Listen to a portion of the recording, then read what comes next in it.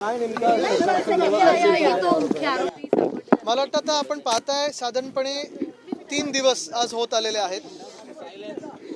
या 3 दिवसात अनेक वेगळ्या वेगळ्या गोष्टींवर घटनाबाह्य मुख्यमंत्र्यांनी सांगून दिलेलं आहे की तुम्ही ह्याच्यावर कारवाई करा, त्याच्यावर कारवाई करा, नाकाबंदी लावा, अमुक करा, तमुक करा. हे सगळं तर झालंच पाहिजे होतं. पण मूळ गोष्ट हे आहे की मिहीर राजेश शाह जो कल्प्रिट आहे, जो अक्युज्ड आहे, त्याला अजून का नाही पकडले. आमच्याकडे कोळीवाड्यात ज्या महिलेला उडवलं त्यांनी फरफटत नेलं, परत गाडीने उडवलं दुसऱ्यांदा. हे एवढं भयानक प्रकार झालेला आहे. आपण पाहतोय ते जे नाकवा आहेत ते देखील मला वाटतं काही चान्सेस सांगत होते तो कसा प्रकार घडला तो. आणि हे पूर्ण ते सांगतात ते ऐकू पण शकत नाही. एवढं मन थक्क करून देणारं अशी गोष्ट झालेली आहे. आणि कुठे ना कुठेतरी गृह खातं आपलं कार्यरत आहे की नाही हाच मोठा प्रश्न पडत आहे.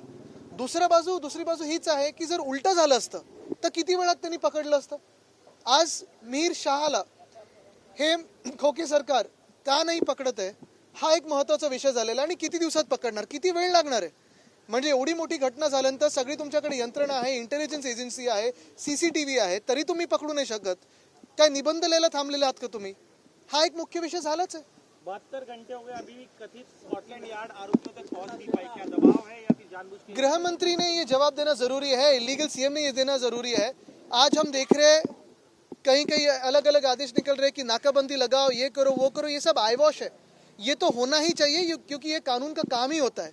लेकिन कानून का काम ये भी है कि जो अक्यूज्ड है उसे तुरंत पकड़ा जाए. हमारे यहाँ हमारे शहर में CCTV का नेटवर्क है, इंटेलिजेंस है, सब है. तो फिर ये मिहीर शाह को क्यों नहीं पकड़ते हैं, ये मेरा सवाल है.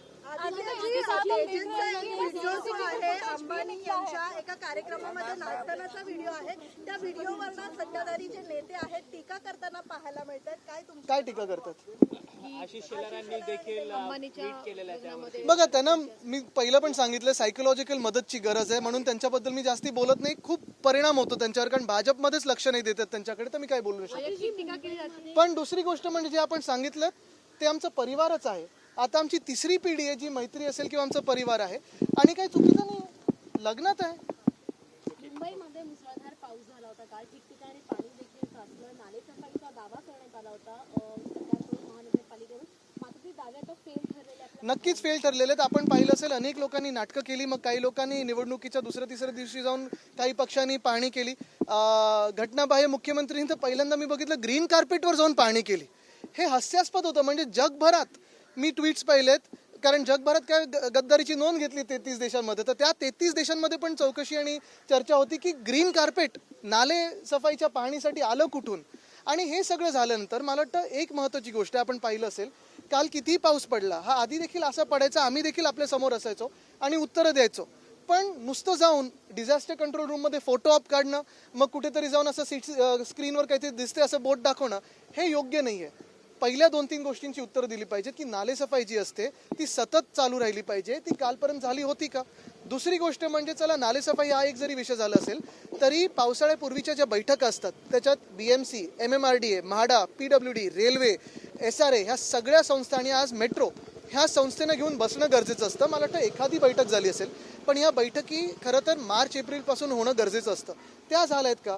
डिवॉटरिंग पंप्स, आपण प्रत्येक वर्षी मुंबईत फ्लडिंग स्पॉट्स कुठे ते ओळखायचो, न्यू फ्लडिंग स्पॉट्स कुठे उद्भवू शकतात हे ओळखायचो, कारण मुंबईत काम चालू आहे. रस्त्यांची अनेक कामं, म्हणजे 6,000 कोटीचा जो रस्त्याचा घोटाळा आहे, प्रधानमंत्री महोदयांनी त्याचं भूमिपूजन केलं होतं.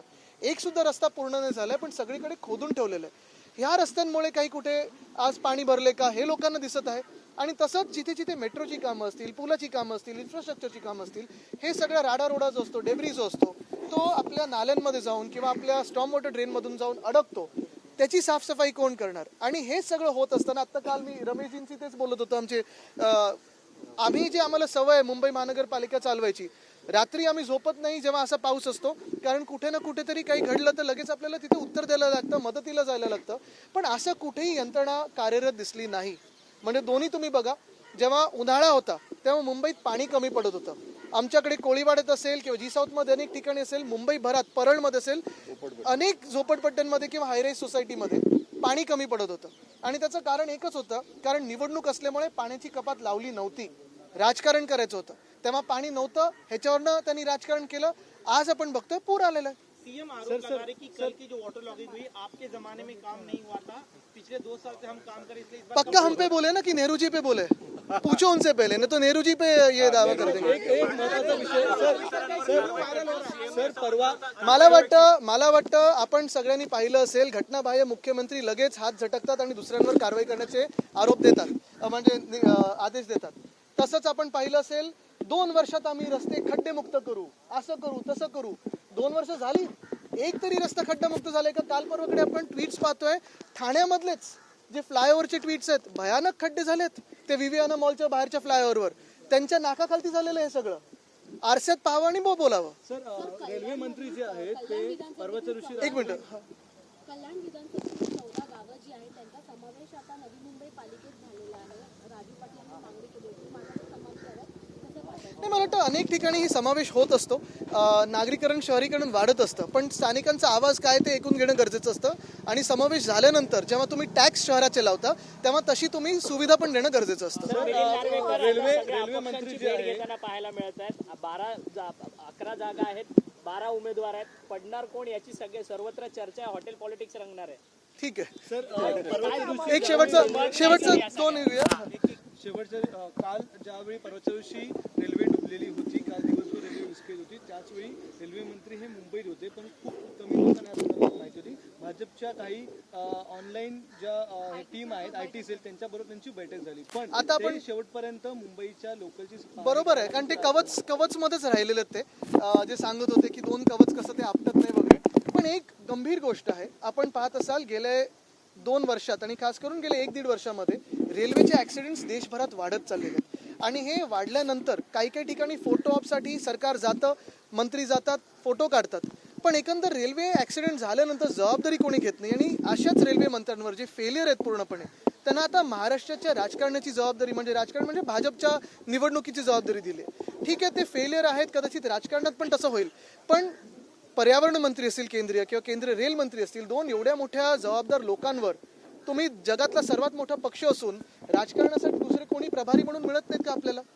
हा लोकांनी, हा जनतेने विचारण्यासारखा प्रश्न आहे. आज पण आपण पहा, राहुल गांधी जी गेलेत मणिपूरला, काल आसाममध्ये, उद्या कुठेतरी अजून ते देशभरात फिरतायत, पण आपले बाकीचं सरकार जे आहे ते परदेशी फिरतंय. कोलाबा की विधायक महसूल मंत्री राधाकृष्ण विखे पाटील यांनी आज विधानसभेमध्ये घोषणा केली आहे की धारावी प्रकल्पाबाबत श्वेतपत्रिका काढणार असल्याचं त्यांनी म्हटलेलं आहे. कसं पाहता या? नक्की काढावी. आणि सगळे जे काही मग उद्योगाबद्दल श्वेतपत्रिका, पूर्ण व्हाईट पेपर म्हणजे त्याच्यावर काही लिहिलेलं नाहीये, काहीच झालं नाही म्हणून व्हाईट पेपर आहे. तसंच धारावीबद्दल पण आमचं भूमिका स्पष्ट आहे. तिथे वर्षातही देखील लढत आहेत, आम्ही देखील लढत आहोत. आमचं म्हणणं एवढंच आहे, विकासाला कोणी विरोध करत नाहीये, पण ज्या प्रकारे एका समूहाला, एका प्रायव्हेट इंडस्ट्री ग्रुपला सगळी मुंबई दिली जाते ईस्ट इंडिया कंपनीपेक्षा भयानक प्रकारे, ते होता कामा नये, ते आम्ही होऊ देणार नाही.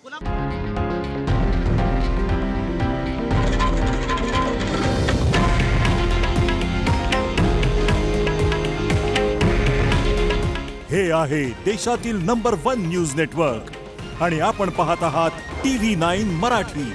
काळजी तुमची, हित महाराष्ट्राचं.